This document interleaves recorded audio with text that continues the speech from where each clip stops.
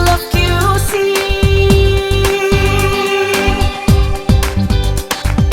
Giving joy to the city, tourism of Quezon City, peace and unity. We are proud of you. Kasama sa pag-unlad ang lahat, kaagapay ang CSO sa pag-asenso. Tuloy-tuloy ang joy of public service mula sa aming puso. We are proud of you.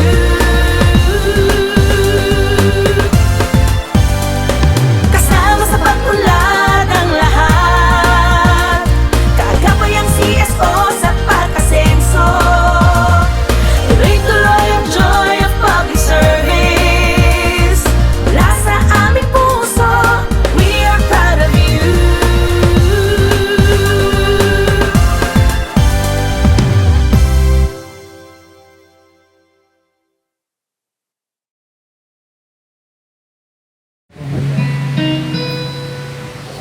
So bago tayo magsimula, papasalamat muna tayo sa ating mga sponsors. Mayor Joy Belmonte sa PC Collections. Personal Collections, Yes. sa Noble Life International, Yes, bagong kapamilya. Sa Civil Aurelia Flock and Trophies. At syempre po kay Kapitan po, Barangay Captain po ng Barangay. Santo Cristo. Yes, maraming salamat ka. Baka naman. At magpapasalamat po tayo sa lahat po ng, sa mga babanggitin po natin konsihal ng District 1. Yes, kay Councilor Doray de la Armente, Salamat po. kay Councilor Bernard Herrera, Thank you po. kay Councilor Charm Ferrer, Salamat po. at kay Councilor Joseph Wico. Thank you po. Sana sa ibang distrito rin. Yeah, soon yan, soon. Soon. Patuloy kami nagpapasalamat sa lahat po ng aming kapamilya, parte po ng ating mga sponsors. Thank you so much. Naranasan mo na bang ma-inlove sa tao? Ginawa mo ng lahat pero hindi pa rin na-inlove sa'yo. Yes, maraming beses na. At at the end, yung tatay ang nagkailangan kami. Hindi yung Yun. So ngayon, ang kwento natin ay tungkol sa kwento ni Oka. Pero kasi si Oka, may ginawa siyang isang matinding pagkakamali. Pangano to eh? Supposedly dahil last week sana ang kwento natin pang Pride. Kaya lang, ngayon, na-expire. Dahil sa internet. Kaya iba na yung kwento ngayon ng ating letter sender. Kaya RJ, Yung pa rin ang kwento niya. Eh yung, dahil nga hindi natin naipalabas ito nung nakaraan, pahabol na lang. yes. So, It's the thought that counts. yes, that's true. At saka hindi nabibilang ang awat buwan dahil ang mahalaga is yung kwento mo ay marinig na ng ating mga followers at subscribers. Ready na ba kayo? Yes. Ayan na. So, ano ba ang kwento natin ngayon? Ang kwento natin ngayon ay tungkol sa kwento ni Oka. Oscar. Oo, Oscar. Lamin natin kasi meron siyang ginawa eh. Na-inlove kasi siya sa isang lesbian. Oh my! Hey. Dear DJ RJ Guapito at sa buong HJ Barkada. Ako po si Oscar. Oka ang nickname ko. Isa akong delivery rider ngayon na dating service crew sa isang kilalang fast food chain sa Pilipinas. Bubuyog yata to. Oo, mukhang marami nililiver yan. Ang ibabahagi ko pong kwento ay medyo sensitibo at matagal bago ako nakapagdesisyon na i-share ang aking buhay pag-ibig. Ilang taon din akong nabubuhay na walang katahimikan at punong-puno ng pag-iimbot, kalungkutan, pagkakonsyensya sa mga kasalanang aking nagawa. How sad naman pala. Nagsimula ang lahat nang makilala ko si Tori at Heidi. Ang mga naging kaibigan ko sa fast food chain na pinagtatrabahuan ko noon.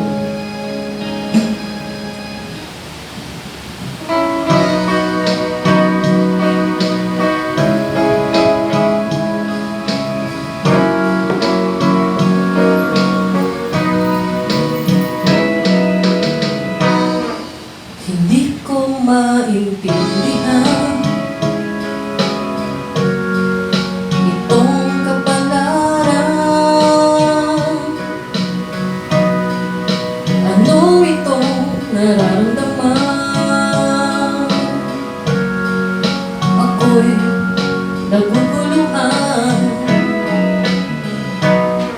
Di inaasahang pagtatagpo. Pag-ibig na ba ito? Kung nasan ka naroon ako, pagkakatao'y naglalaro. Puso sa puso ang nag-uusap. Puso sa puso ang nagtatakda. Ikaw at ako, tayo nga bang dalawa ang nakatadhana?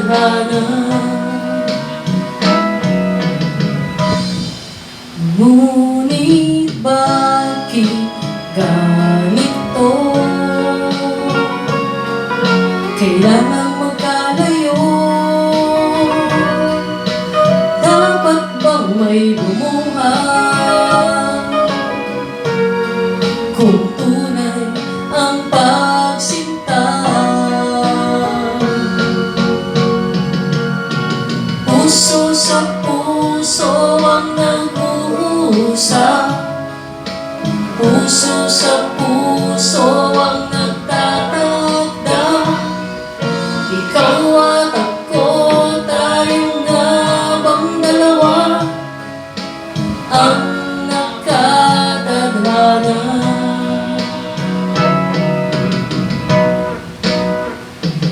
Panahon na lang ang magsasabi kung ika'y muling makakapiling. Patuloy pa rin na maniniwala na tayo'y magkikita pa. Dahil puso sa puso ang nag-uusap. Puso sa puso ang nagtatakda. Ikaw at ako, tayong dalawa ang nakatadhana. Ikaw at ako, tayong dalawa ang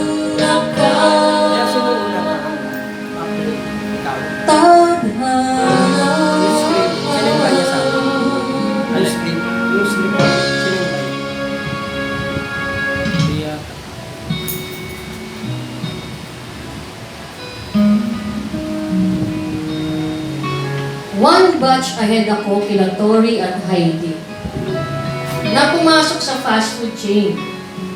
Sa mga unang araw pa lang nila sa store ay kapansin-pansin na ang pagiging close nila during their training.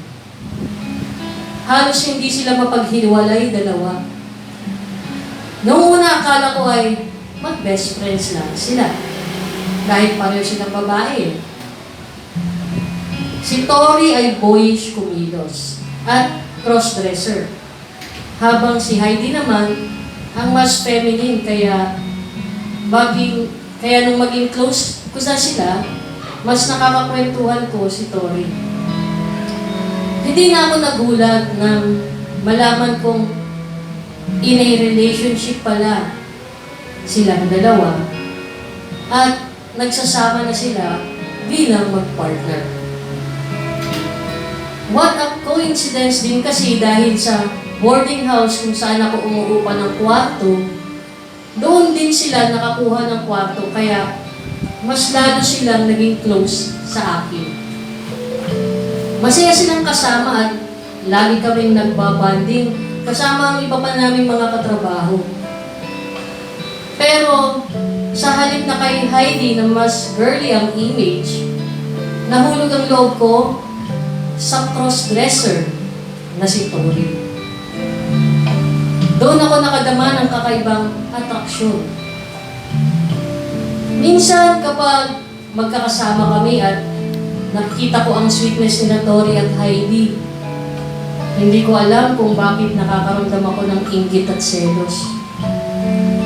Madalas kapag nakakasama ko sila, napapaisip ako na sana ako na lang si Heidi. Ako sanang nakakaranas ng pagmamahal at pag-aalaga ni Tori.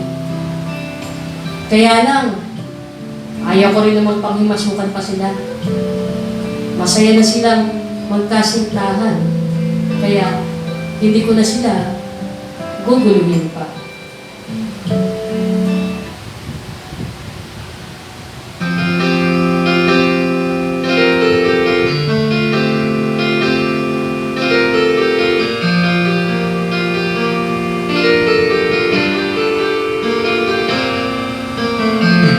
May tumating bigla sa puno. Hindi inaakalang bibigyan mo ako. Para akong natunaw sa lalito. Di ka na maalis sa isip ko. Paano na ngayon ako'y lito-lito? Bakit kaya ako nahulog na sa'yo?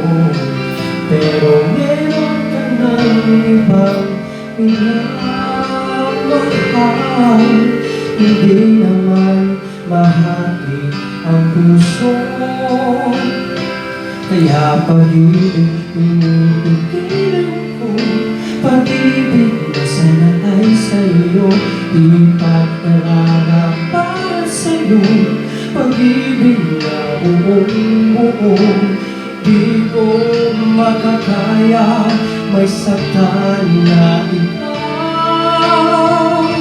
Kaya't ikaw ay mananatili na lang sa damdamin ng aking isipan. Iguguhit kita sa alaala. Pagkat tayo ay hanggang panaginip lamang.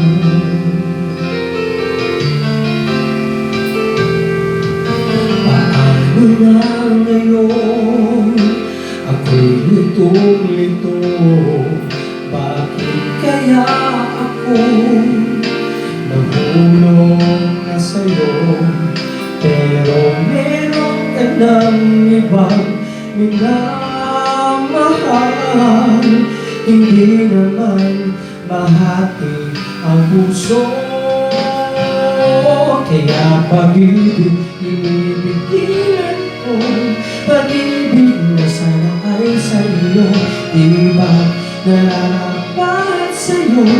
Pag-ibig na buong-buo. Di ko makakaya. May saktan na iba.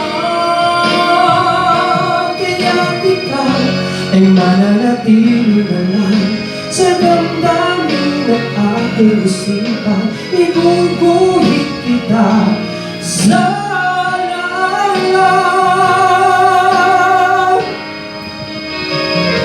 Pagkat tayo ay hanggang panaginip lamang.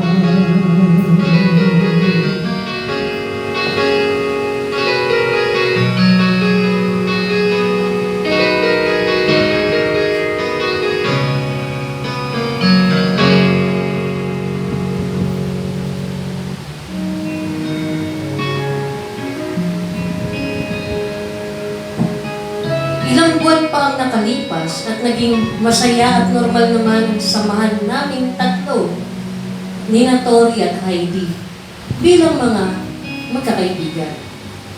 Magkakasama kami sa bahay at magkakatrabaho. Mas lalo pa akong napalapit kay Tori at naging mag-BFF kami dahil sa akin nakukwento si Tori kapag nagkakaproblema sila ni Heidi.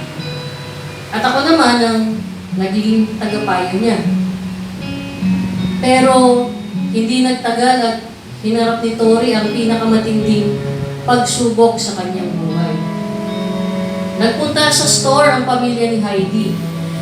Hindi kasi pabor at may kaya ang konserbatibong pamilya ni Heidi na ayaw mag-working student siya at lalong-lalong ayaw makipagrelasyon sa isang lesbian na tulad ni Tori. Sabi ng pamilya ni Heidi, nabubuhay siya noon sa luho at karangyaan.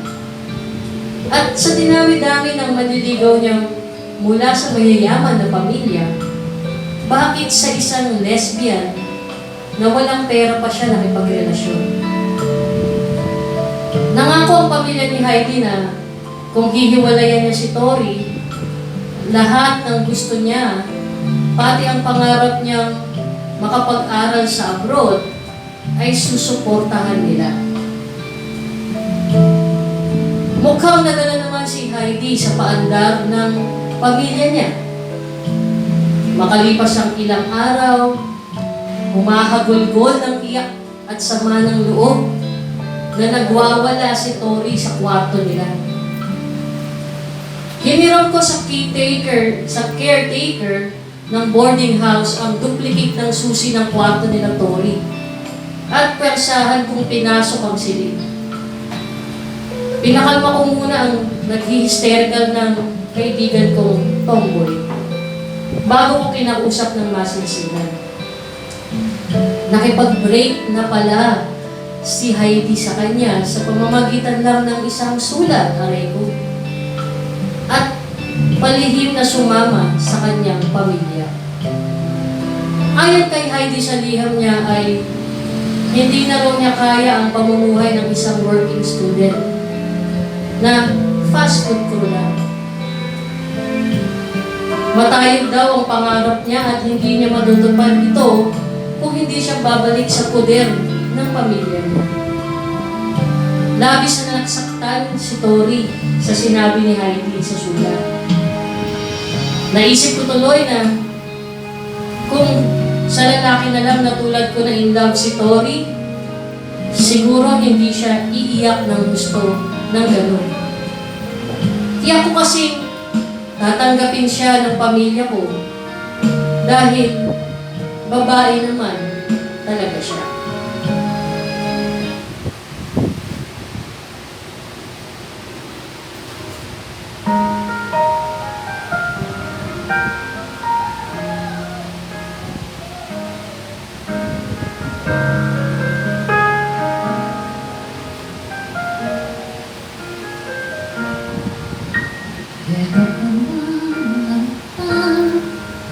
Kumagatok sa aking pito ang huling natala na makakausap. Heto naman ako, makikinig sa mga kwento mo, paulit-ulit lang, magtitiis kahit nasasaktan. Ewan ko bakit ba hindi ka pa nadadala, hindi mo kailangan nang ika'y iwanan yan. At ewan ko nga sa'yo, parang maliwala ang puso ko, ano nga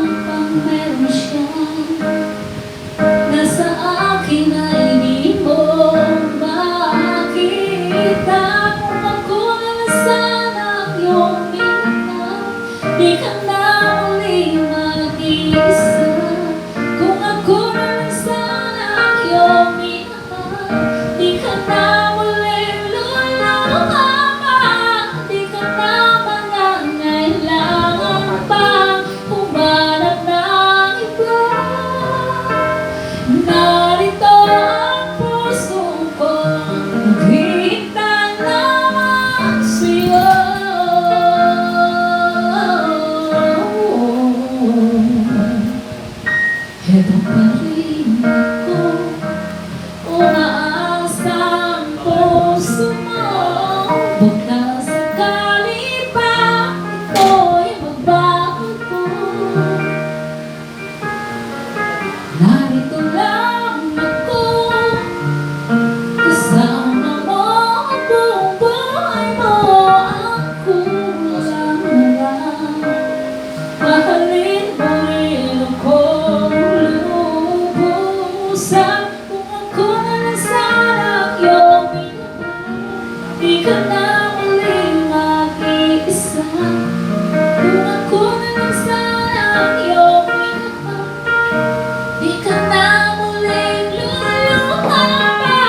Di ka na mangangailangan pa humarap ng iba. Narito ang puso ko, maghihintay lamang sa'yo. Kung ako na lang sana.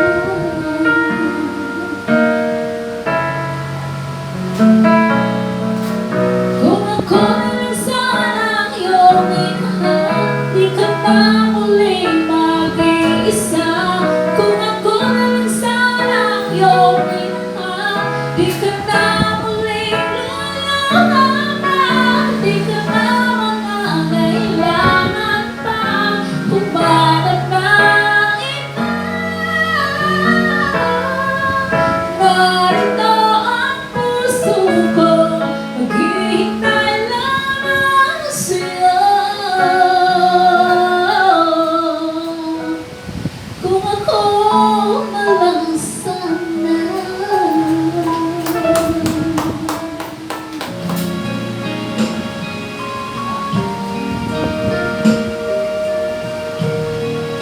Ilang linggo din ang lumipas bago nakabalik ng tuluyan sa bisyo si Tori. Dahil wala na si Heidi at hindi pa handa na pumasok sa isa uling GL relationship si Tori, kami ang naging madalas magkasama sa mga larangan. Kapag magkasabay ang shift namin sa trabaho, nagsasabay kami umuwi. Magkasama rin kami sa mga drinking sessions. Dahil ako ang nagbibitbit kay Tori pauwi kapag lasing na siya. Oo, sa alak nilunod ni Tori ang pamumilila niya kay Heidi. Isang beses na nag-bar hopping kami kasama ang ilang katrabaho. Isang katrabaho ko ang napansin na special ang pagtrato ko kay Tori. Tinanong niya ako kung bet ko ba si Tori. Sinagot ko naman siya ng oo. Pero sabi ko, hindi kami talo. Dahil babae din ang hanap ni Tori. Pinayuhan ako ng kasama ko na may kakilala raw siya na dating tomboy na babae na raw ngayon matapos magkaroon ng experience with a guy. Sabi niya, baka raw kapag nakatikim ng romansa ko si Tori ay maging ganap din itong babae. Yan na nga ba sinasabi ko eh. Unti-unti kong sinubukan ang test para malaman ko kung possible bang maging babae si Tori at mawala ang pagka-lesbian niya.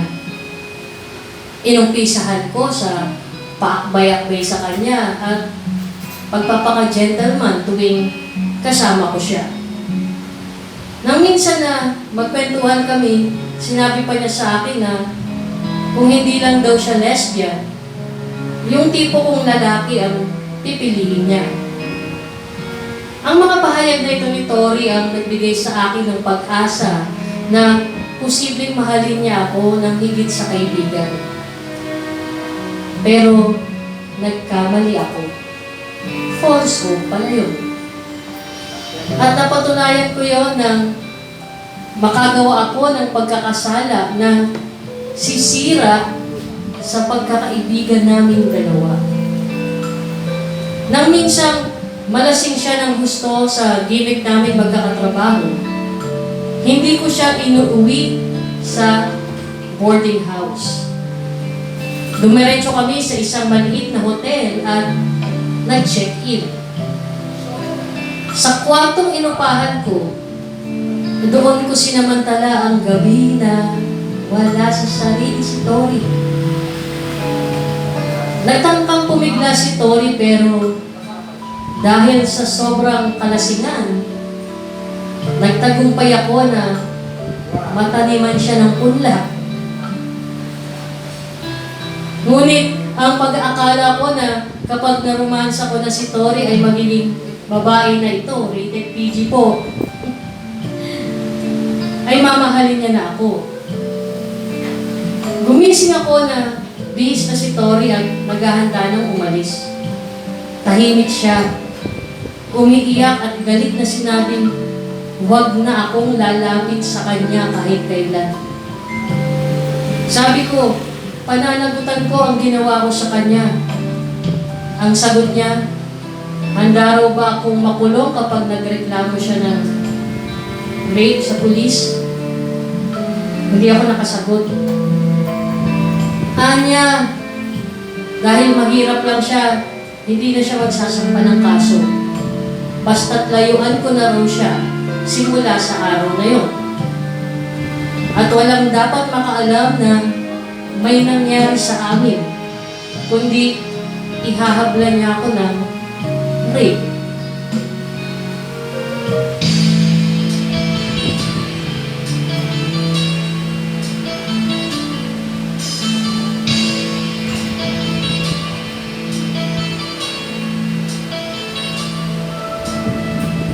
Kala ko ikaw ang akin, totoo sa aking paningin. Ngunit nang ikaw ay yakapin, naglalaho sa dilim. Nais kong mapalapit sa'yo, nais kong malaman mo ang mga pag-iingat ko, bagay wala lang sa'yo. Ikaw ay aking inahan, kasama ko ang magkapal. Ako pala'y nag-iisang naghahanap ng isang katulad ko. Hindi ko na kailangan umalis ka na sa aking harapan. Damdamin ko sa'yo ngayon ay naglaho na. At ito niyong dahan, ako'y masyadong nasaktan. Pag-ibig at pagsuyo, magkakit sa luha, babayaran mo.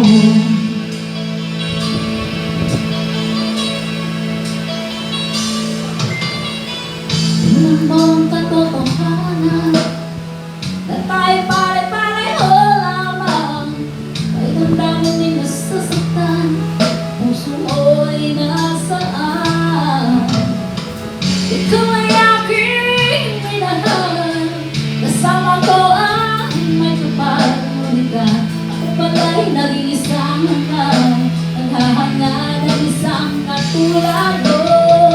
Hindi ko na kailangan umalis ka na sa aking harapan. Damdamin ko sa'yo ngayon ay naglaho na.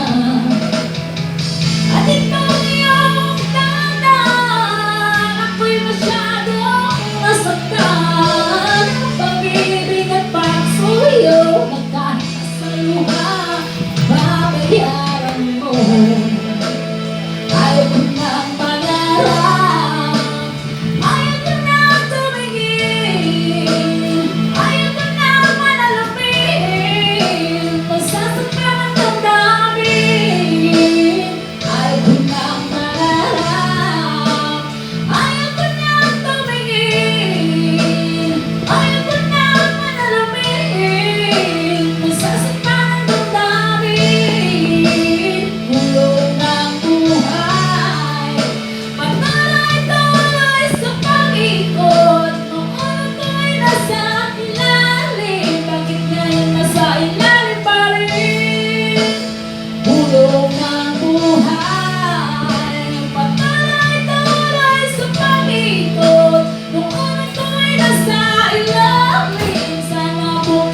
sa ibabaw naman.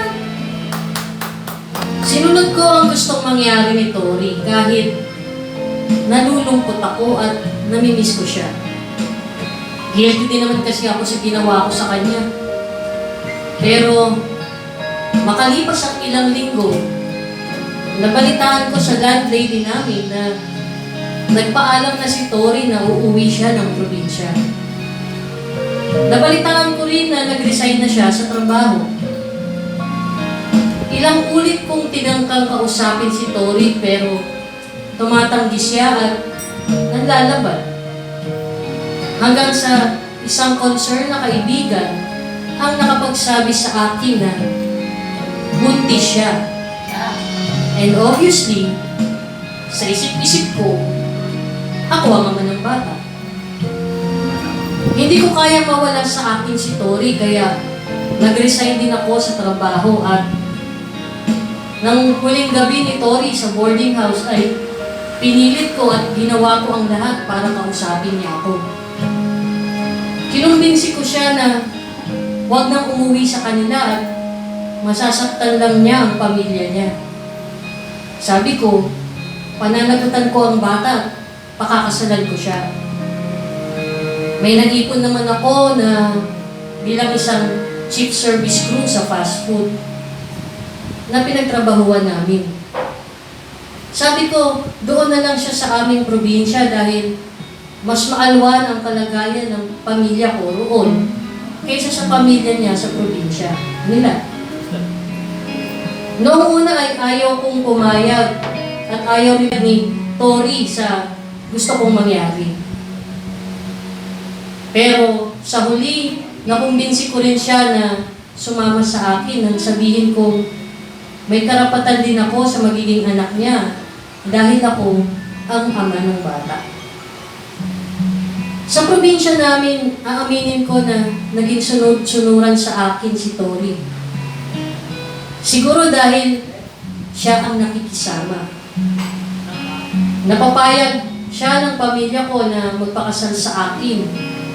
At mula sa aking ipon at sa pera na pinahiram sa akin ng aking magulang, bumili kami ng lupang mapagtatayuan ng bahay namin at mapagsasakahan. Pero aaminin ko, nang makasal kami ni Tori, ang pagkakatali niya sa akin na nagbigay sa akin ng lakas ng loob na abusuhin siya sa pag-akala ko na akin na siya. Matapos siyang makapanganak sa panganay namin, lagi siyang tumatanggi na sumiping sa akin. Kaya kinakailangan ko pang daanin siya sa paninindak at dahas bago pagbigyan ng pangangailangan ng aking katawang lupa. Madalas ganun ang nangyayari sa amin at kapag nakakaraos na ako ay iiyak na lang si Tori pero binabaliwala ko lahat yun. Sabi ko, pag-aari ko na siya dahil kasal siya sa akin at obligasyon niya bilang asawa ko na ibigay ang sarili niya sa akin kapag kailangan ko ito. Akala ko noon ay walang masama sa ginagawa ko dahil kasal naman kami at hindi naman ako nagpapabaya sa responsibilidad ko. Ang hindi ko inaasahan, may nakilala palang women's rights advocate si Tori at inirefer niya sa isang NGO na umaalalay sa mga katulad niya na naaabuso ang makalaya sa asawang katulad ko at makapag-file ng kasong marital rape. At pitpit ang 3 anak namin nung nakatatlo pa. Nilayasan ako ng tuluyan ni Tori at bumalik siya sa Maynila habang ako ay naiwang mag-isa at may asunto pa.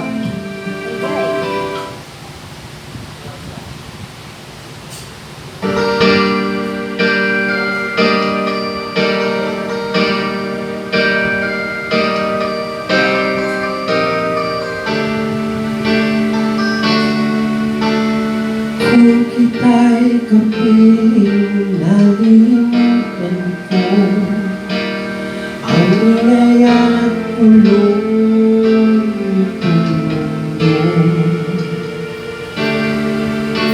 Maging ang anulangan, napapawing tunay, basta't ikaw sintay, nariyan. Paano ba ang mag-isa? Nalimutan ko na mula noon. Ibigin ka. Paano ba ang mag-isa? Kung mawawala ka na, paano ba ang mabuhay? Kung aking hawak-hawak ang iyong mga kamay, tumitigil ang daigdig sa pagkalaw.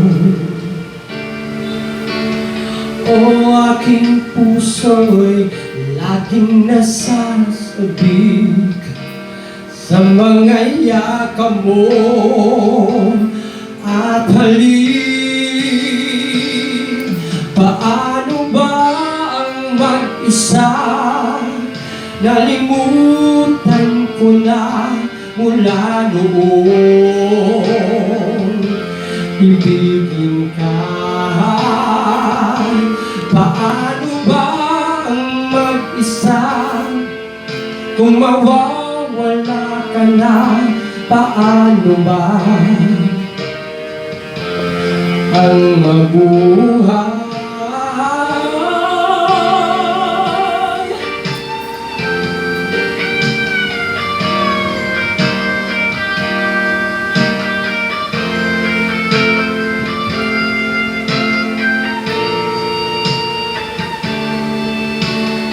O aking puso'y laging nasasabik sa mga yakap mo at halik.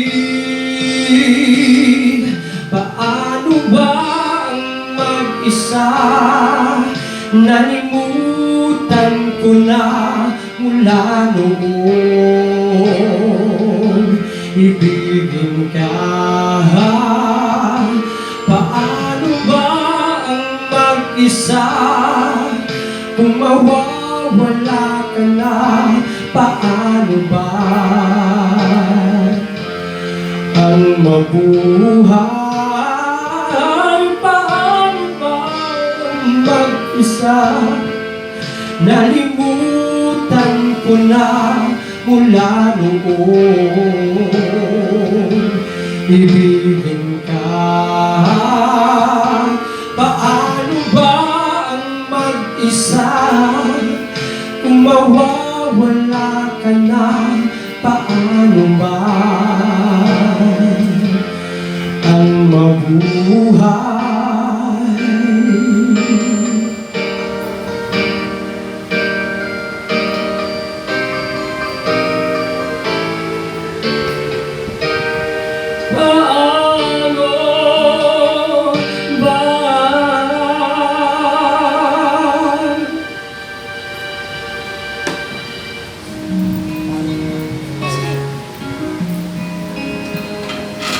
Nang umalis si Tori ay doon ko lang naisip ang mga pagkukulang ko bilang asawa sa kanya.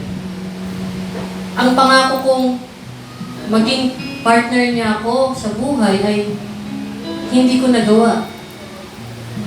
Bagkus naging isa akong lalaking ginawang parausan ng aking asawa at hindi tinuring na tunay na ilaw ng tahanan.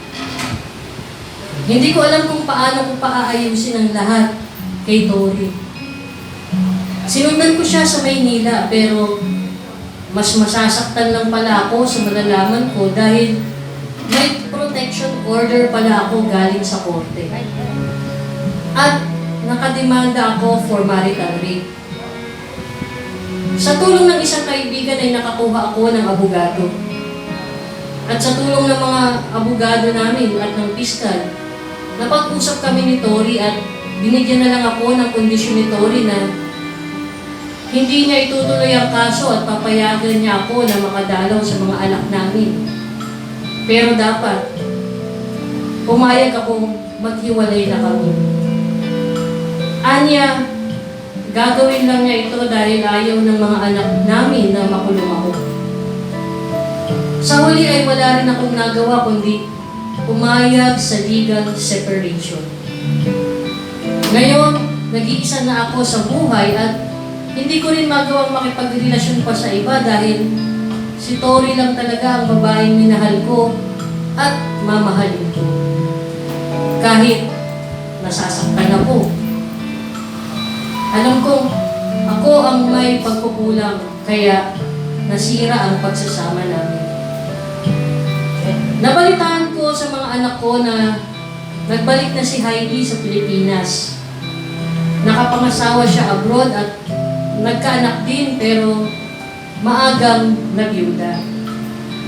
Ngayon ay close friends daw sila ni Tori at madalas nadadalaw sa bahay nila. Alam ng mga anak ko ang tungkol sa nakaraan ng kanilang ina at ni Heidi. Pero sabi nila, nagkasundo raw sila Tori at Heidi na magiging magkaibigan na lang para sa mga anak nila. Pero ayon sa mga anak ko, nagbago at naging mas masigla si Tori nang magkasama uli sila ni Heidi.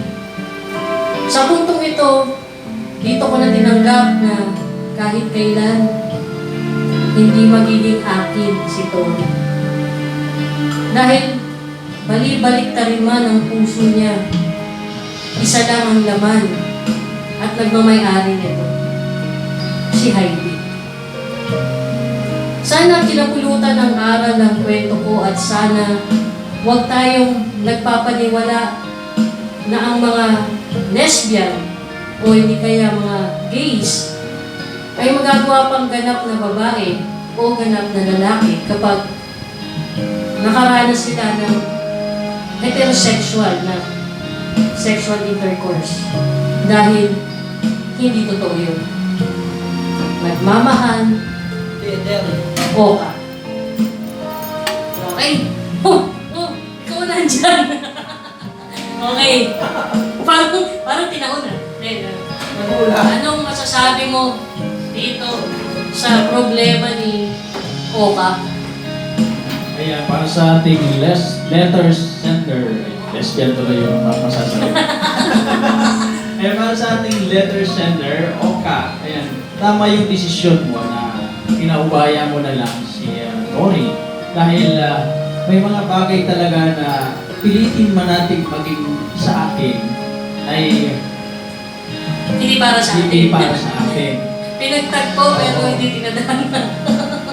Oo, yung ganun nga. Tapos, ayan, hanap ka na lang din ng para sa iyo kasi may waga talaga ang buhay ng tao. May mga ayun, pinaglaban mo naman yung lahat. Kumbaga, karapatan mo bilang isang lalaki na nagmamahal sa akala mo, babae na, hindi pa rin pala. So, maling akala tayo doon. So, tama lang yun na paubaya mo na lamang siya. Ang importante doon, ang sweldo ka doon sa inireklamo mo, sa'yo, yung Hindi natuloy ang tulfo. hindi natuloy yung kaso. Dapat sana para sa'yo.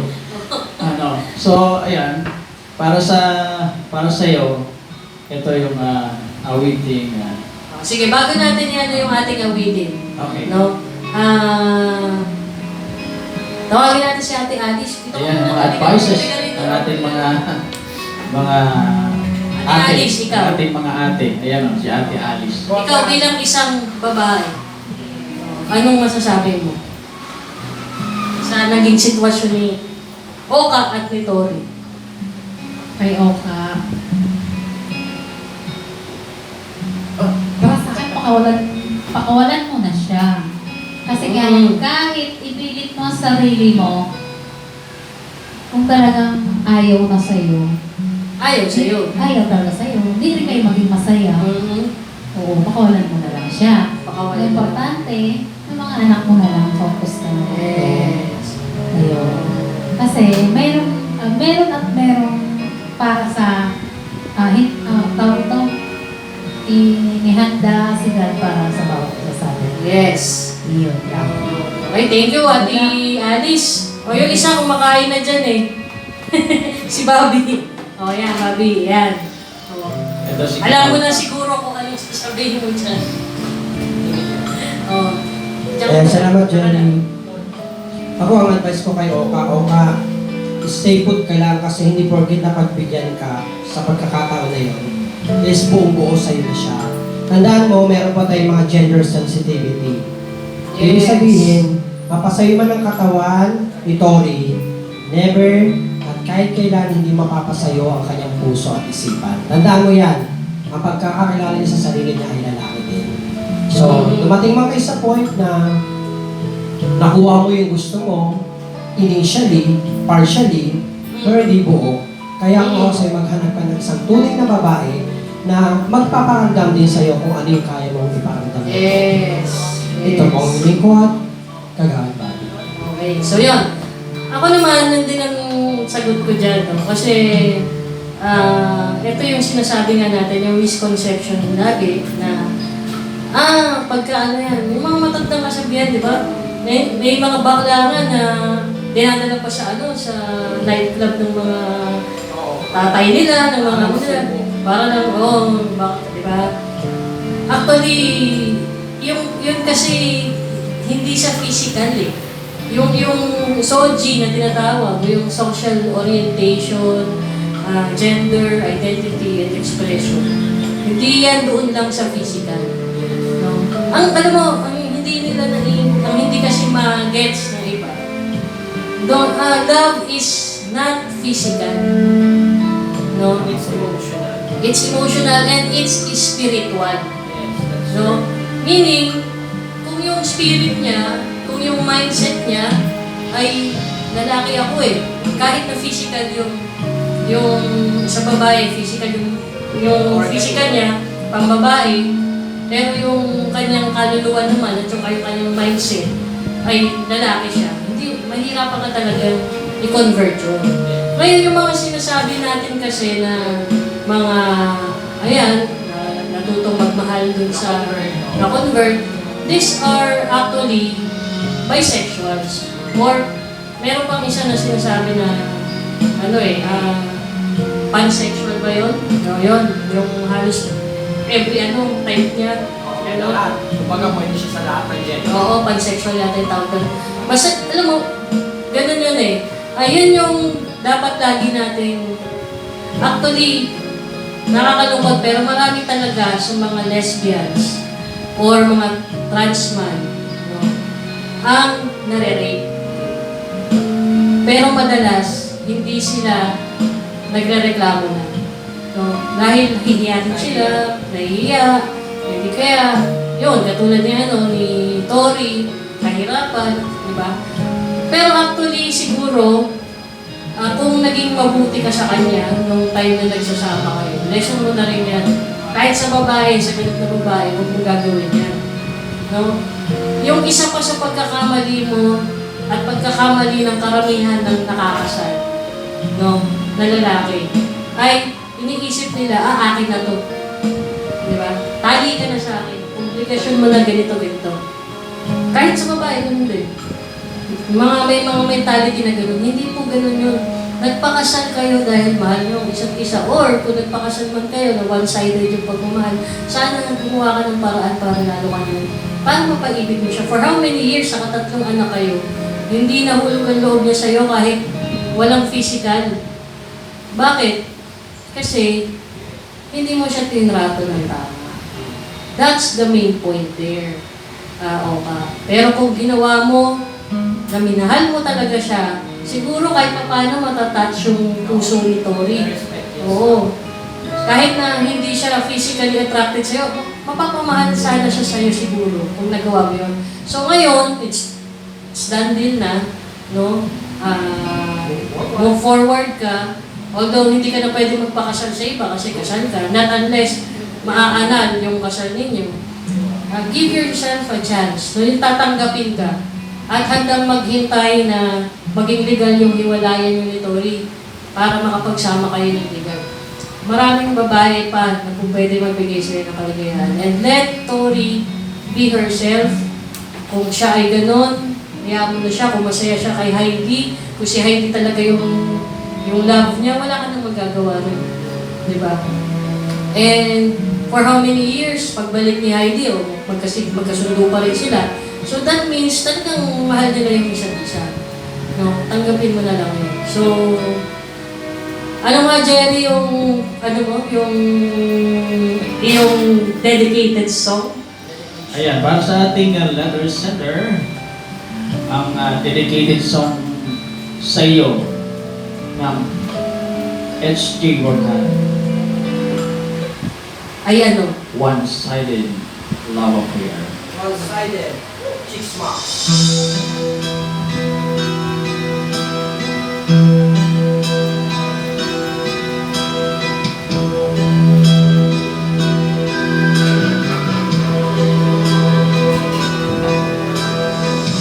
And you don't know how much you mean to me. If you did, you'd never ever make me feel this way.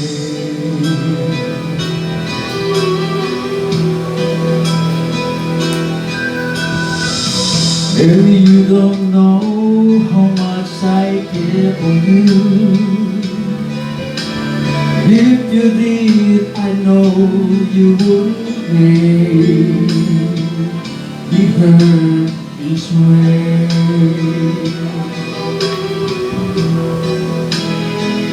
Now I realize you may not feel the same for me, or I try to hide how much you care. Ooh, have you thought about how hard this is for me to live in this one-sided love affair?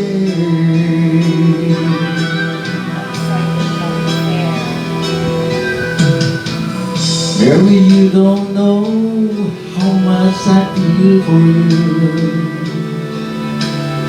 If you did, I know you wouldn't make me hurt this way. All you have to know, I can't reverse everything I've never ever spent on just to let you go.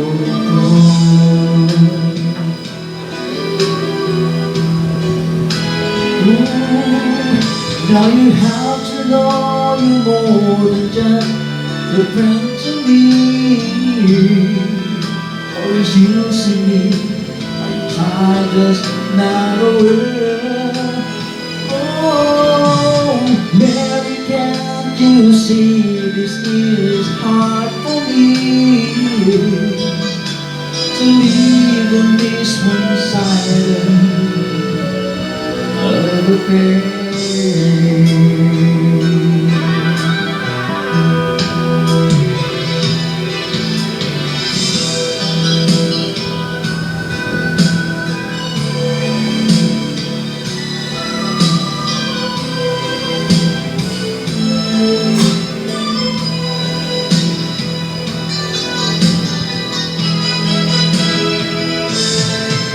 Now you know that in your heart you feel the same for me. You're just trying to hide how much you care. Ooh, let me in your heart, or just let me be. I'll put an end to this one-sided love affair.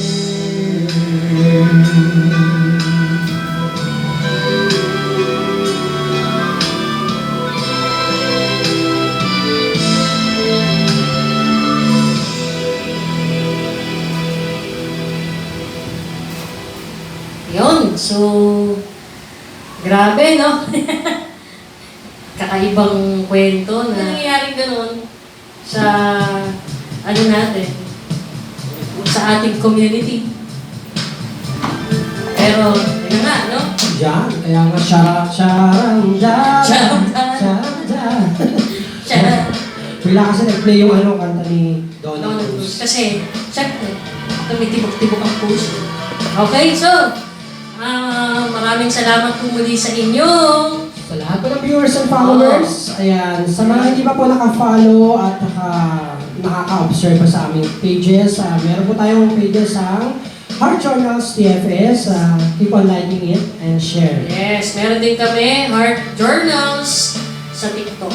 No, magkadugtong po siya at Heart Journals. At syempre, Heart Journals sa YouTube. Oo. No? Yun nga, no? Sa mga, kung nagustuhan niyo po yung aming video, yung aming na-share na kwento, syempre, just like and subscribe. Yes, comment na rin. Baka meron kayo Follow sa advice, di ba? Oo. Kasi mababasa ni Oka. Yes, follow din kayo. Tapos, sa mga may itinatagong talent sa pagkanta, please lang, ilabas nyo na. Yes. Pwede nyo ilabas siya. Pumunta na po kayo dito sa Coco Bistro. Meron po tayong post dito. No? May At poster po tayo poster sa po tayo. detalye po ng singing Sa contest detalye ng natin. singing contest. No? Meron tayong bagong mga grand finalists. Tapos, we are now open para sa July. Yung July month natin, dito po muna tayo sa Coco Bistro. Hindi po muna tayo sa Simon's Place.